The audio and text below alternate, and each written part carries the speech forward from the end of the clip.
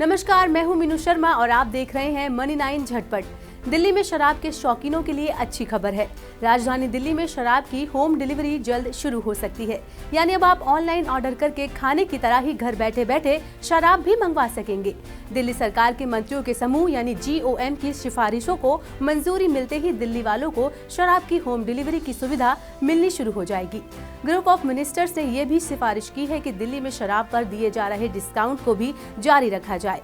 साथ ही दिल्ली सरकार ने हर वार्ड में 2 शराब की दुकानों के अनिवार्य नियम को भी खत्म करने का संकेत दिया है। GOM ने ये सलाह दी है कि खुदरा शराब विक्रेताओं द्वारा शराब की MRP पर दी जा रही छूट पर किसी तरह की पाबंदी नहीं लगाई जानी चाहिए।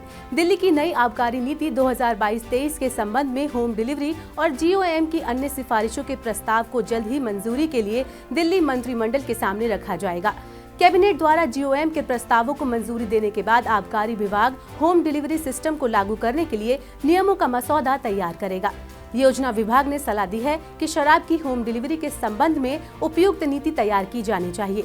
GOM का कहना है कि महामारी या आपातकालीन परिस्थिति में लगाए गए लॉकडाउन के दौरान शराब की आपूर्ति सुनिश्चित करने के लिए होम डिलीवरी एक उपयुक्त विकल्प है। इसके साथ ही शराब का सामान वितरण सुनिश्चित करने, नकली शराब की बिक्री पर लगाम लगाने और अंतर्राज्यीय तस्करी रोकने के लिए भी ये उपाय कारगर है। आबकारी विभाग होम डिलीवरी सिस्टम को लागू करने के लिए नियमों का मसौदा तैयार करेगा, जिसके मुताबिक कुछ प्रावधान रखे जाएंगे।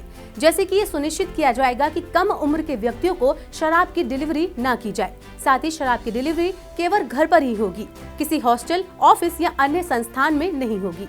दिल्ली सरकार के आबकारी विभाग के नए नियमों के तहत देशी और विदेशी दोनों तरह की शराबों की होम डिलीवरी हो सकेगी।